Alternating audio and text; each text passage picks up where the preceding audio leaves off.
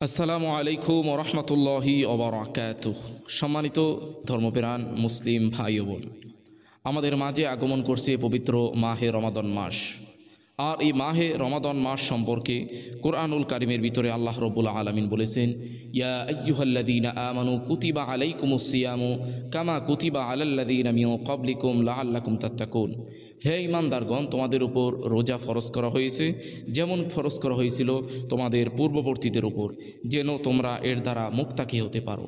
সম্মানিত দিনী ভাই বোন, কোরআনুল কারিমের অন্য আয়াতের ভিতরে আল্লাহ রব্বুল আলামিন বলেছেন, ফামাং শাহিদা মিনকুমুশ শাহরা ফালিয়াসুমহু, অর্থাৎ তোমাদের মুক্ত যে ব্যক্তি এ মাস পাবে সে যেন অবশ্যই রোজা রাখে।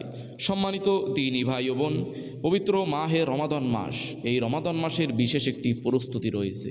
কারণ রাসূল সাল্লাল্লাহু আলাইহি ওয়াসাল্লাম বলেছেন, রমাদান মাস হলো উম্মতদের জন্য আল্লাহ রব্বুল আলামিন ফিক্সড করে দিয়েছেন, উম্মতদের বেশি বেশি করে নেক আমল করার জন্য, আল্লাহ তাআলার কাছে প্রিয় বান্দা হওয়ার জন্য এবং গুনাহগুলো মাফ করার জন্য। সম্মানিত দিনী ভাই বোন, এই জন্য এই রমাদান মাসে একটি পূর্ব প্রস্তুতি রয়েছে, যে প্রস্তুতিগুলো গ্রহণ করলে আপনি রমাদান মাসে সঠিক মতো আল্লাহ তাআলার হুকুমগুলো মানতে পারবেন এবং বেশি বেশি ইবাদত বন্দেগী করতে পারবেন, বেশি বেশি আল্লাহ তাআলার কাছে ক্ষমা প্রার্থনা করতে পারবেন। সম্মানিত দিনী ভাই বোন, রমাদান মাসের প্রস্তুতি হিসাবে আমরা আজকে প্রথমে 11টি বিষয় আপনাদের সাথে আলোচনা করব। 11টি যে বিষয় রয়েছে, রমাদান মাস শুরু হওয়ার পূর্বেই আমরা বেশি বেশি ইস্তিগফার তওবা করব, যেন আল্লাহ রব্বুল আলামিন আমাদের পিছনের গুনাহগুলো ক্ষমা করে দেয়। কেননা কোনো মানুষ যদি অপরাধী হয়ে আল্লাহ তাআলার কাছে ক্ষমা প্রার্থনা করে, আল্লাহ রব্বুল আলামিন ক্ষমা করে দিবেন। এই জন্য আমরা রমাদান মাস শুরু হওয়ার পূর্বে বেশি বেশি করে আমাদের যে পূর্ববর্তী ভুল ত্রুটিগুলো আছে এগুলোর বেশি ইস্তিগফার করে নিব, তওবা করে নিব, আল্লাহ তাআলার কাছে ক্ষমা চেয়ে নেব, যেন রমাদান মাসের সমস্ত আমলগুলো আল্লাহ রব্বুল আলামিন আমাদের কবুল করে নেয়। তো আমাদের প্রথম কাজ হলো রমাদান মাসে বেশি বেশি করে আমরা ইস্তিগফার করব, আর ইস্তিগফার রমাদান মাস শুরু হওয়ার পূর্বেই আমরা করব। নাম্বার 2 যে কাজটা আমরা করব, রমজানের ফজিলাত ও মাসাইল সম্পর্কে আমরা জানার চেষ্টা করব। রমাদান মাসের যে ফজিলত আছে, রমাদান মাসে যে মাসাইল রয়েছে, এগুলো আমাদের জানা অত্যন্ত জরুরি। আমরা রমাদান মাসের মাসলা মাসাইল সম্পর্কে, রমাদান মাসের আমল সম্পর্কে, রমাদান মাসের ফজিলাত সম্পর্কে, করণীয় এবং বর্জনীয় সম্পর্কে আমরা একেবারেই অবুঝ। এ বিষয়ে আমরা একেবারেই অজানা, আমরা এগুলো জানি না। এগুলো আমরা বেশি বেশি করে রমাদান মাস শুরু হওয়ার পূর্বেই জেনে নিব। 3 নম্বরে আমরা যে কাজটি করব, মাগফিরাত ও নাজাত লাভের জন্য আমরা ধীর প্রতিজ্ঞাবদ্ধ হব। আমরা এখন থেকে এই পরিমাণ নিয়াত করে ফেলব, এই পরিমাণ এখন থেকে আমরা প্রতিজ্ঞাবদ্ধ হব যে রমাদান মাসে আল্লাহ তাআলার কাছ থেকে মাগফিরাত এবং নাজাতের জন্য আমরা আল্লাহ তাআলার কাছে ক্ষমা প্রার্থনা করব এবং সেই হিসাবে আমরা এখন থেকেই বেশি বেশি করে প্রস্তুতি নেব।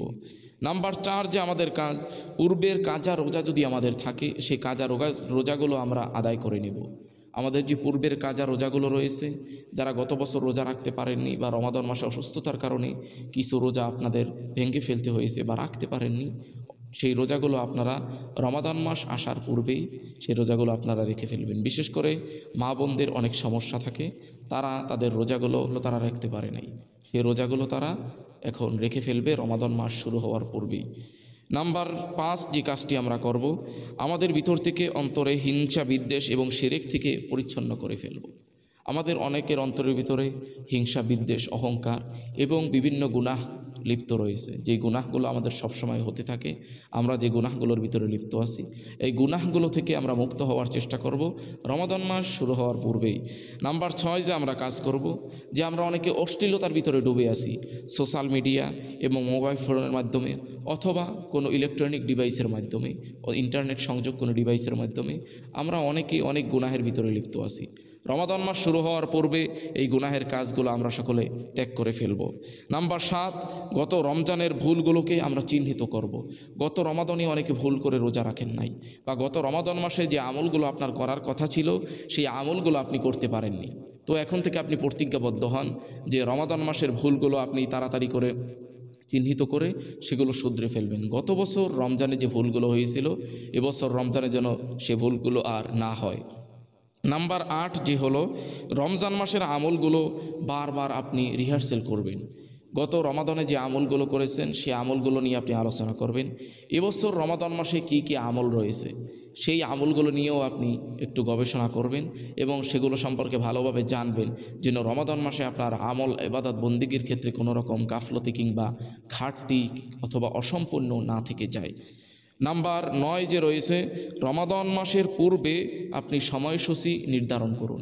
রমাদান মাসের সারা দিনটি আপনি সিয়াম পালন করবেন। সাহরি খাওয়ার পর থেকে আপনি ইফতার করার আগ পর্যন্ত সারাদিন আপনি কিভাবে পরিচালনা করবেন, কতটুকু সময় আপনি ইবাদত বন্দেগী করবেন, কতটুকু সময় আল্লাহ তাআলাকে ডাকবেন, কতটুকু সময় আপনি কোরআন তিলাওয়াত করবেন, কতটুকু সময় নফল নামাজ পড়বেন, কতটুকু সময় ইস্তেগফার করবেন, কতটুকু সময় জিকির আজগার করবেন, এই জিনিসগুলো আপনি আগে থেকে সুন্দরভাবে সূচিপত্র করে সুন্দরভাবে রুটিন করে আপনি সেগুলো নির্ধারণ করে নেবেন। নাম্বার 10 যে কাজটি রয়েছে, যে শাবান মাসের শেষ দিনে রমজানের চাঁদ দেখার চেষ্টা করবেন। আমাদের মাঝে যে রমজানের চাঁদ উদয় হবে, আমরা একটি সুন্নতকে একদম ভুলে গিয়েছি। রাসূল সাল্লাল্লাহু আলাইহি ওয়াসাল্লামের এটি সুন্নত যে তোমরা চাঁদ দেখে রোজা রাখো, চাঁদ দেখে রোজা রাখা বন্ধ করো। যেহেতু আমাদের আবহাওয়া পরিবেশ সব কিছু ভালো রয়েছে, এই জন্য প্রত্যেক মুসলমান বালেগ নরনারী প্রত্যেকের উচিত রমাদান মাসের চাঁদ দেখা এবং চাঁদ দেখে সিয়াম পালন করা। নাম্বার 11 যে কাজটি রয়েছে, আল্লাহ তাআলার কাছে বেশি বেশি তৌফিক কামনা করা। আল্লাহ তাআলার কাছে বেশি বেশি দোয়া করা, হে আল্লাহ, গত বছর রমাদান মাসে যে আমলগুলো করতে পারিনি এবছর জানি সে আমলগুলো করতে পারি। গত বছর রমাদান মাসে যে বন্দিগুলো করতে পারিনি এবছর জানি সেগুলো করতে পারি। বেশি বেশি করে জানি ইস্তেগফার করতে পারি, কোরআন তিলাওয়াত করতে পারি এবং রমাদান মাসের পরিপূর্ণ হক যেন আমরা আদায় করতে পারি। রমাদান মাস হলো আল্লাহ তাআলার নৈকট্য লাভের মাস। আল্লাহ তাআলা আমাদের সকলকে রমাদান মাসের করণীয় বর্জনীয় এগুলো পরিপূর্ণভাবে মানার তৌফিক দান করুক।